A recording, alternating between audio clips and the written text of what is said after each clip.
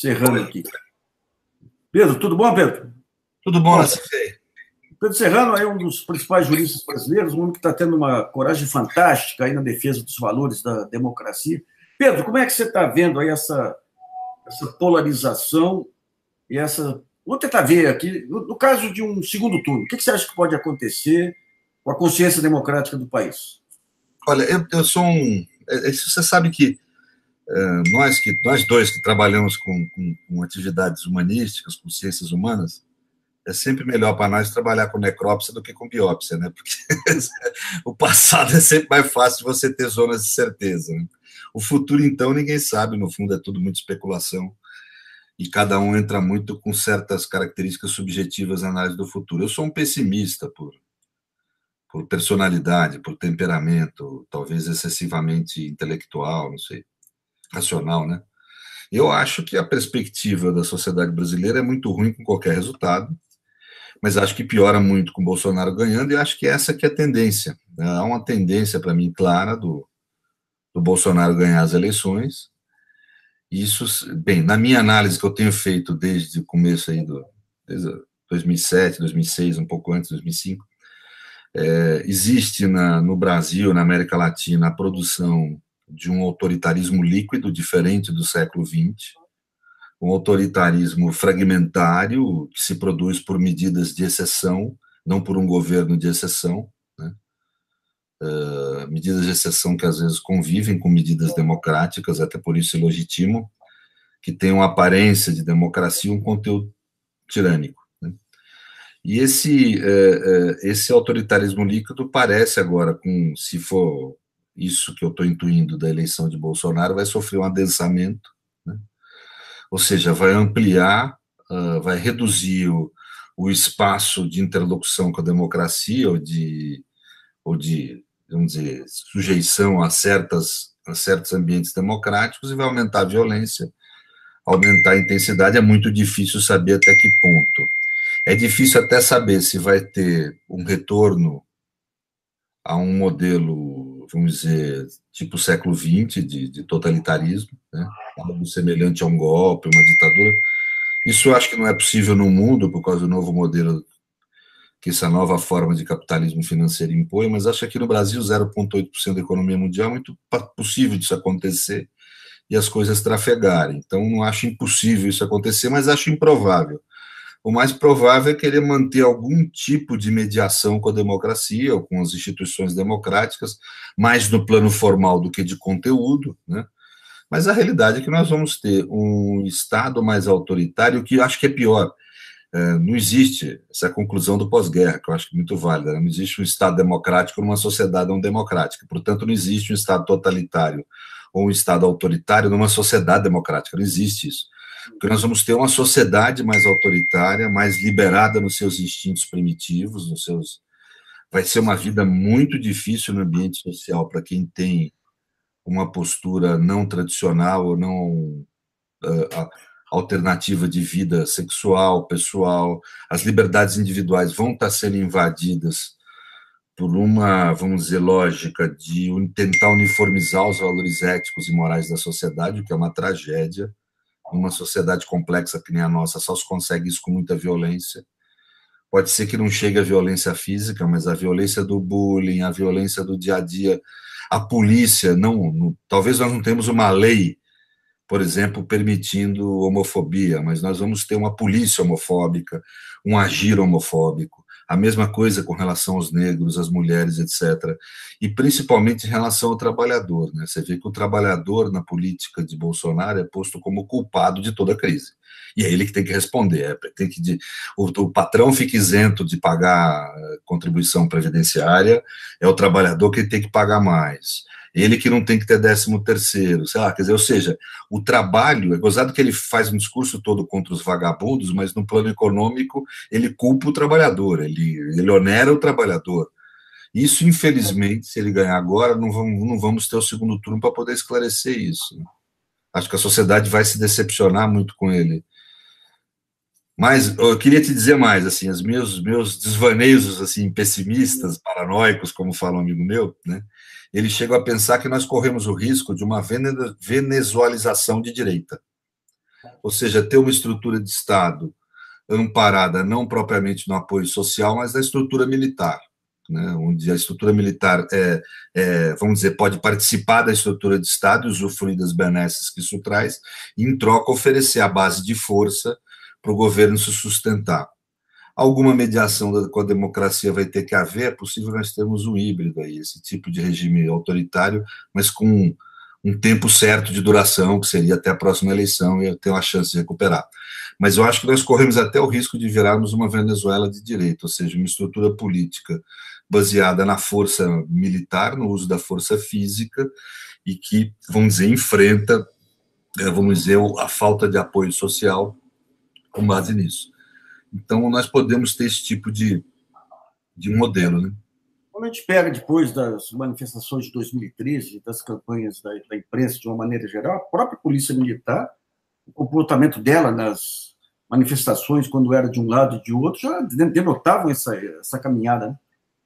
Pois é, eu acho que nós estamos num tempo, quer dizer, de deslocamento de significante e significado. A lei formal, o elemento formal, como eu falei, ele tem que mediar com a democracia, mas não no real. Então, você pode até ter uma legislação que ainda guarde algum foro de direitos humanos, etc., mas a prática da polícia, por exemplo, no dia a dia, vai ser violenta, vai ser contra o negro, contra o pobre, contra o homossexual, contra a mulher. Ou seja, nós vamos ter uma distinção, uma bem esquizofrênica, muito intensa entre Estado formal e Estado real, né? Provavelmente é isso que vai acontecer.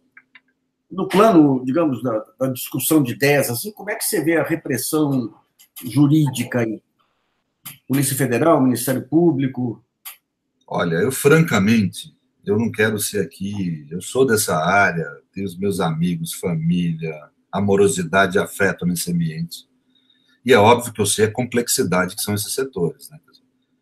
Não é fácil falar num comportamento único do sistema de justiça, mas eu diria que uma parte significativa, uma parte do sistema de justiça hoje dominante nele, foi o responsável por isso acontecer, o maior responsável no plano das estruturas estatais. E no plano da comunicação social, a Rede Globo. Eu diria assim, se for para apontar dedo, eu acho que é isso, quer dizer, esse ambiente de relação promíscua, sistemicamente corrupta, no sentido de lama, não estou falando no sentido jurídico penal, por favor, para não ser processado aqui, né? Mas corrupção sistêmica no sentido de Luma, quer dizer, nós temos aí uma relação entre a parte predominante da mídia e uma parte do sistema de justiça que criaram o caldo político para isso que está ocorrendo, está acontecendo, né? Acho um equívoco muito grande quem acha que isso aqui é que nem Trump. Bolsonaro é muito pior que Trump.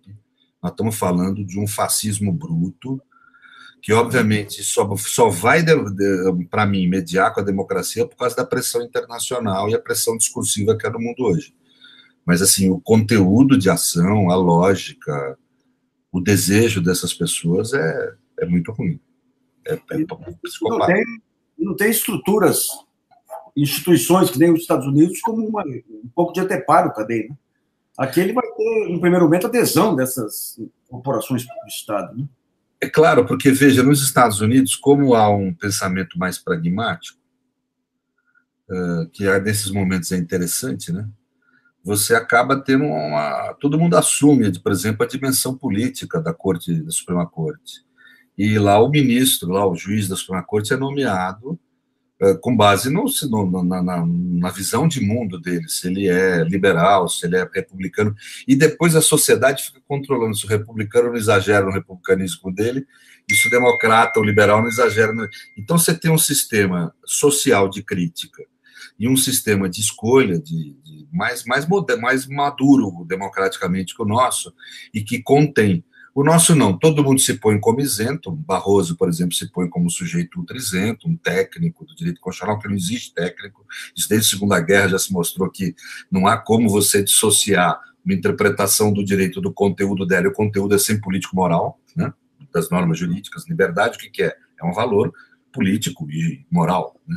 Então, digamos assim, não há, se coloca essa capa de tecnicidade que convence gente que tem déficit cognitivo, digamos assim, quem tem um pouco de cognição sabe que isso não é verdadeiro, mas que convence a maior parte da sociedade que não se preocupa em se letrar, e e se passa uma ideia de um judiciário isento, que na realidade é um judiciário extremamente, hoje, à direita, que namora, flerta com fascismo às abertas, né, isso é que é a realidade, né, e que, portanto, nós temos uma estrutura institucional que acolhe uma alternativa contrária aos valores próprios de uma sociedade democrática, acolhe firmemente, acolhe, com certeza, intensamente, né?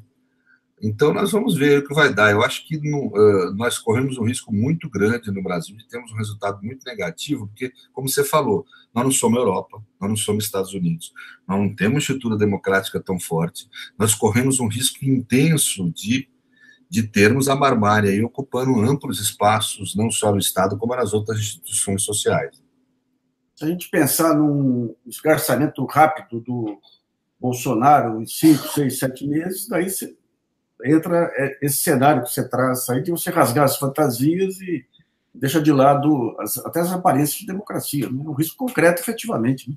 É porque, veja, eu acho que isso não é possível numa estrutura do capitalismo globalizado e do discurso que vem junto dele, do pós-guerra, como predominância do mundo. Mas vamos esquecer, vamos botar a gente no patamar que a gente tem. Nós não somos 1% da economia mundial. O mundo convive facilmente com... O mundo do pós-guerra, antifascismo, antinazismo, conviveu com as ditaduras na América Latina. Veja, mesmo sendo contraditório aquele momento histórico em termos de primeiro mundo, nós somos capitalismo periférico, modernidade periférica.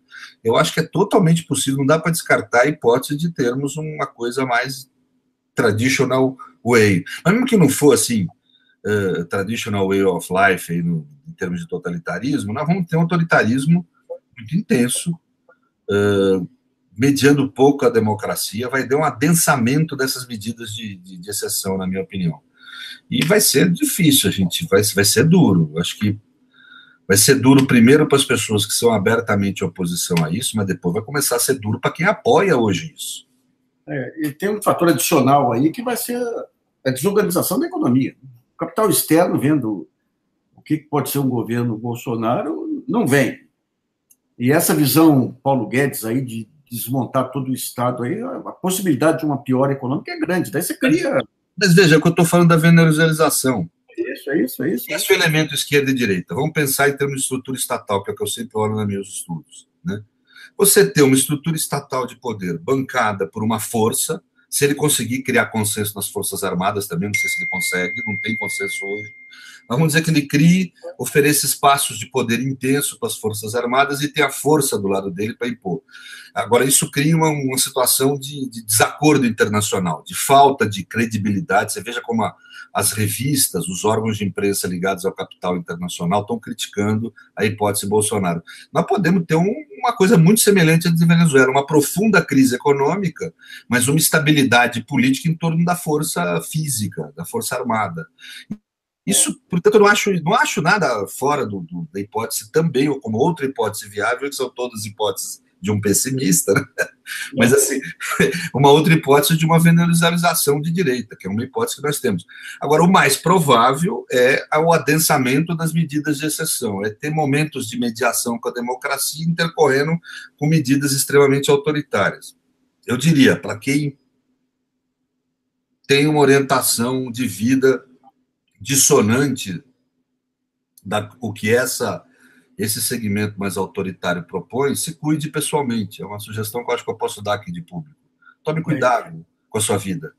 Quem for homossexual, votou no Bolsonaro, ótimo. Agora espera, porque você vai ter, não do Estado, não dele, você vai ter da sociedade bullying, vai favorecer o surgimento de uma afetividade mais agressiva, vão estar fortalecidos nisso, né? Em suma, quem for negro, mulher, pode já pensar que vai sofrer. Quem for de esquerda, então, é o primeiro alvo. Intelectual de esquerda como nós pode se proteger, porque eles vão querer criar discurso porque é a lógica do totalitarismo, né? De criar um pensamento único na sociedade, quem pensa diferente é inimigo, quem vive diferente é inimigo. Não adianta, por exemplo, agora já acabou a eleição, a gente pode falar com mais clareza. O homossexual que votou em Bolsonaro, tudo bem, ele pode achar que pelo fato de ter votado temporário está protegido. Não está, porque vai vigorar a lógica de um modo único de vida.